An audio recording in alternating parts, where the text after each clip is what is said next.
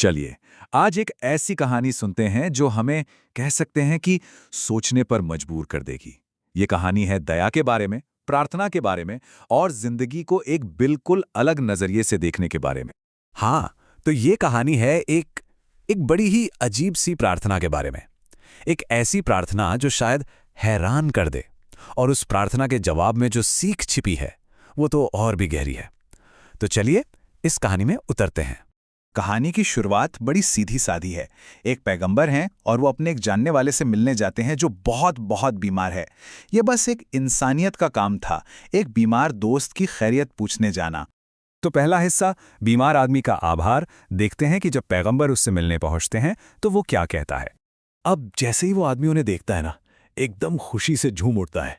वो कहता है, अरे वाह, ये बीमारी तो मेरे लिए किस्मत बन गई। क्या सुबह है आज की।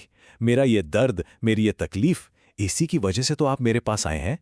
मतलब ऐसा लगा कि उस एक पल की खुशी ने उसके सारे दर्द, सारी तकलीफें भुला दी।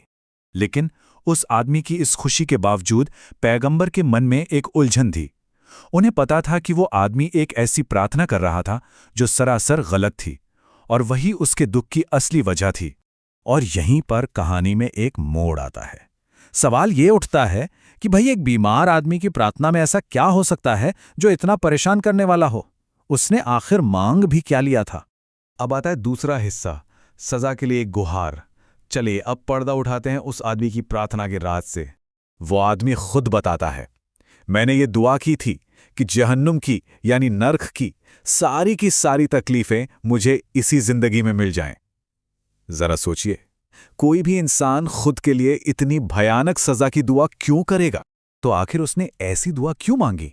देखिए, इसके पीछे एक गहरी वजह थी। वो अपने गुनाहों के बोझ तले इतना दबा हुआ था कि उससे सब्र ही नहीं हो रहा था। वो ना एक डूबते हुए इंसान की तरह था जो किसी भी तिनके का सहारा पकड़ लेना चाहता है। उसे लगा कि बस अभी सारी सजा भुगत लूं तो मैं पाक साफ हो जाऊंगा। हालत ये हो गई थी कि उसे अपने गुनाह तक ठीक से याद नहीं थे, बस सजा का खौफ उसके दिल में बैठ गया था। तीसरा हिस्सा, पैगंबर का ज्ञान। अब देखते हैं कि पैगंबर उस आदमी की इस सोच को कैसे बदलते हैं। यहाँ पे ना दो बिल्कुल अलग अलग सोच आमने सामने हैं।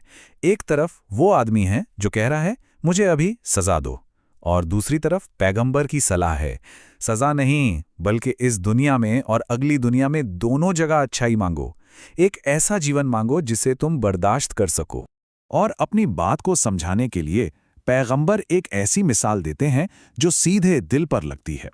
वो उससे पूछते हैं, क्या तुम अपनी पीठ कुचलाने के लिए खुद किसी पहाड़ को दावत दोगे? मतलब बिल्कुल साफ था कि तुम ऐसी चीज क्यों मांग रहे हो जिसका बोझ तुम उठा ही नहीं सकते। चौथा और आखिरी हिस्सा, भलाई के लिए पूछना। तो फिर प्रार्थना करने का सही तरीका क्या है? पैगंबर की सलाह को ना हम इन 3 स्टेप्स में समझ सकते हैं। पहला, तौबा करो, मतलब अपनी गलती मानो कि खुद के लिए सजा मांगना ठीक नहीं है। दूसरा, अपनी दुआ को बदलो, सजा की जगह इस जिंदगी और आने वाली जिंदगी में भलाई और अच्छाई मांगो। और तीसरा, एक ऐसा रास्ता मांगो जिस पर तुम चल सको, ऐसा बोझ नहीं जो तुम्हें कुचल ही दे। और इस नई प्रार्थना का ख्याल कितना खूबसूरत है। कांटों की जगह एक ऐसा रास्ता जिस पर फूल बिछे हों, जो वापस सही दिशा में ले जाए। मतलब निराशा और दर्द की जगह उम्मीद और खूबसूरती का रास्ता।